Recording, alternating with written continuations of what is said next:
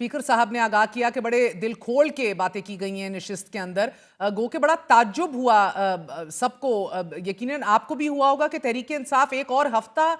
جو ہے مس کر گئی ہے، تحریری مطالبات آج لے کر نہیں آئی اپنے ساتھ۔ جی ہماری توقع تو یہی تھی کہ آج حسب وعدہ تحریری طور پہ جو ہے وہ اپنی ڈیمانڈز جو ہے وہ پی ٹی آئی کے دوست لے کے آئیں گے، اور پھر ہمارا یہ خیال تھا کہ ان ڈیمانڈز کے اوپر ہم اپنی ڈسکشنز کریں گے اپنی لیڈرشپ سے، اپنی پارٹی سے، اور اس پر ہم بھی ان کو تحریری طور پہ ہی جواب دیں گے کہ اس میں کون سی چیز جو ہے وہ ممکن ہے اور کون سی چیز جو ہے وہ نہیں ہے، اس کے اوپر پھر ڈیبیٹ ہوگی۔ تو انہوں نے ویسے اپنے مطالبات کی بات تو کی، انہوں نے کہا کہ جی ہم اپنے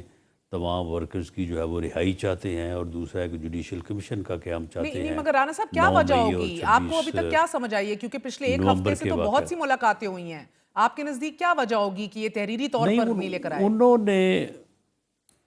انہوں نے ہمیں یہی کہا کہ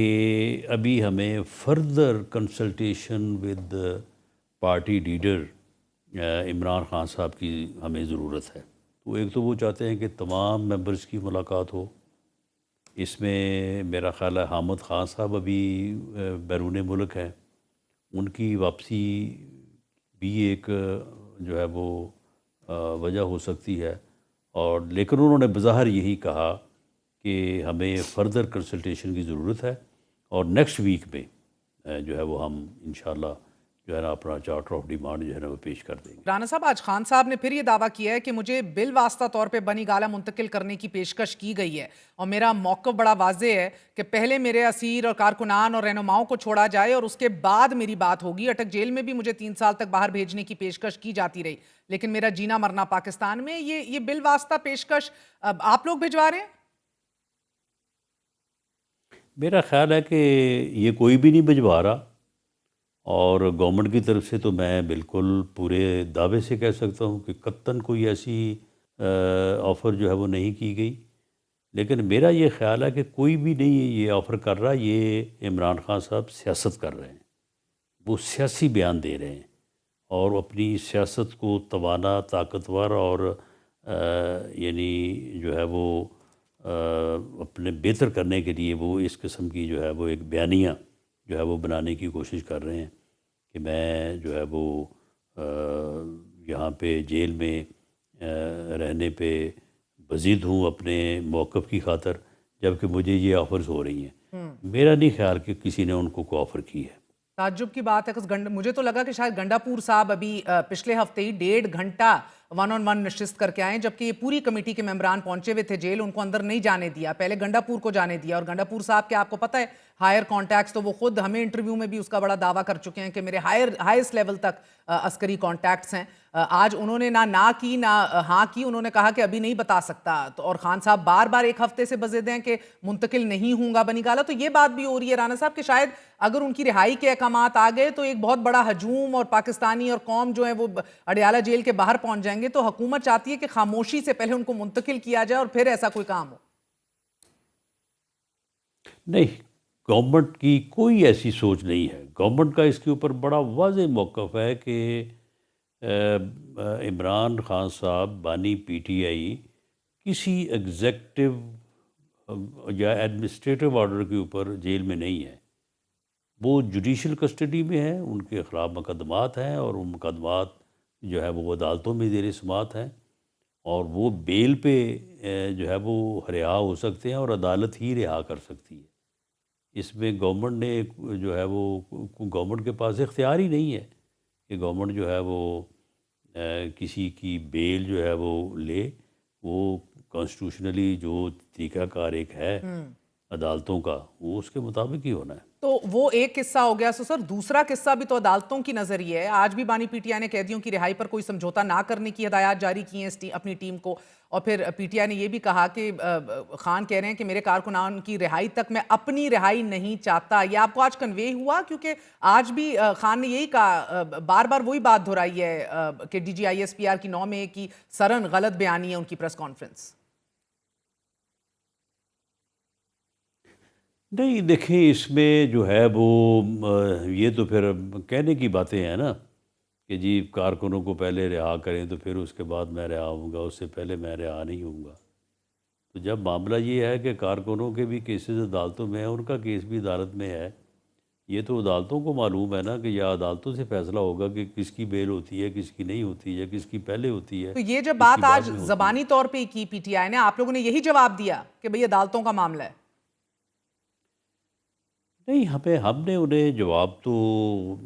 اس لیے نہیں دیا کہ جب وہ تحریری طور پہ ہمیں اپنی ڈیمانڈس دیں گے تو ہم بھی ان بلیک اینڈ وائٹ ان کو جواب دیں گے، ان کے سامنے جو ہے وہ چیز رکھیں گے۔ اور سر یہ آج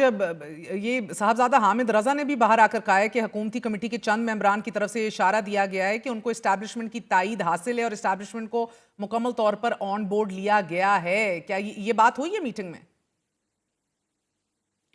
نہیں دیکھیں، یہ تو پرائم منسٹر نے جب کمیٹی جو ہے وہ ترتیب دی ہے تو انہوں نے اپنے الائز کو بھی اور اسٹیبلشمنٹ کو بھی اگر اعتماد میں لینا مناسب سمجھا ہوگا تو ضرور لیا ہوگا۔ پارٹی لیڈر سے اجازت، مشاورت، رہنمائی جو ہے وہ لی ہوگی۔ تو جو ایسے تو نہیں ہو سکتا کہ ان ایسولیشن تو ہم مذاکرات نہیں کر سکتے۔ راجہ سلمان اکرم صاحب نے، کیونکہ وہ پچھلی میٹنگ میں نہیں تھے، وہ آج تھے، انہوں نے بات کی، عمر ایوب صاحب نے بات کی، علی امین گنڈا پور صاحب نے بات کی، سب نے بڑی مثبت بات کی ڈائلاگ کے حوالے سے کہ ہمیں جو ہے وہ ملک کی، قوم کی بہتری کے لیے جو ہے وہ معاملات کو ٹیبل پہ جو ہے وہ ریزالو کرنا چاہیے۔ علی امین گنڈا پور صاحب نے سب سے زیادہ مثبت باتیں کی، تو ہمیں ان باتوں کے اوپر فوکس کرنا چاہیے۔ باقی ٹھیک ہے، اگر بانی پی ٹی آئی یا باہر میڈیا میں کوئی اگر بیان دیا جاتا ہے تو وہ بعض اوقات جو ہے وہ ایک ماحول کی ضرورت بھی ہوتا ہے۔ نہیں وہ تو صحیح ہے، مگر ملک کے لیے مثبت اور جمہوریت کے لیے مثبت باتیں، وہ اس کی تشریح ان کے لیے کچھ اور ہے، آپ کے لیے کچھ اور ہے۔ سر آج جو 19 کارکنان کی معافی عمل میں آئی ہے، اسے آپ مذاکراتی سلسلے کی کڑی کے طور پر دیکھ رہے ہیں؟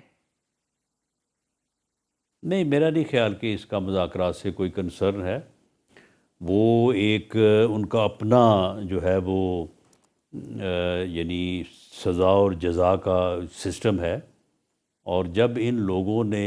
جو ہے وہ، ان کا جرم بھی مائنر تھا، 2 سال ان کو سزا تھی، اور انہوں نے جب تحریری طور پہ آرمی چیف سے جو ہے وہ معافی مانگی کہ ان سے غلطی ہوئی ہے اور ان کا جرم جو ہے وہ ان کو معاف کر دیا جائے، تو میرا خیال ہے کہ یہ ایک گڈ جسچر ہے آرمی کی طرف سے کہ انہوں نے جو ہے وہ اس چیز کو ایکسیپٹ کرتے ہوئے ان کی جو ہے وہ بقیہ سزا جو ہے وہ معاف کر دی۔ جبکہ آپ سوچیں کہ پی ٹی آئی کے چیئرمین بیرسٹر گوہر کا یہ کہنا ہے کہ کوئی اتنی بڑی پیش رفت نہیں ہے۔ تعجب ہوا سر، پی ٹی آئی کے 19 کارکنان کو یہ فوجی عدالت سے سزائیں معاف کر دی گئی ہیں، لیکن دیگر آپ کے 67 درخواستیں ہیں جو دائر کی گئی تھیں، اب تک تو 19 کی قبول کی گئی ہیں، 48 ابھی تک فیصلے کے لیے زیر التواء۔ گڈ جیسچر ہے، شاید 48 کی بھی رحم کی اپیلیں منظور ہو جائیں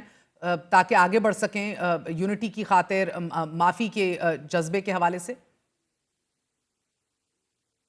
دیکھیں، جب ایک جو ہے وہ اوفینڈر یا مجرم جو ہے وہ کسی بھی ایپلیٹ اتھارٹی کو مرسی پٹیشن کرتا ہے تو اس میں تو پھر بڑی سے بڑی سزا بھی جو ہے وہ معاف جو ہے وہ کی جا سکتی ہے۔ تو جب یہ جو پٹیشنز کی گئی ہیں تو یہ میرا خیال ہے کہ یہ مرسی پٹیشن کا درجہ ہی رکھتی ہیں کہ جب ایک ملزم جو ہے وہ اپنی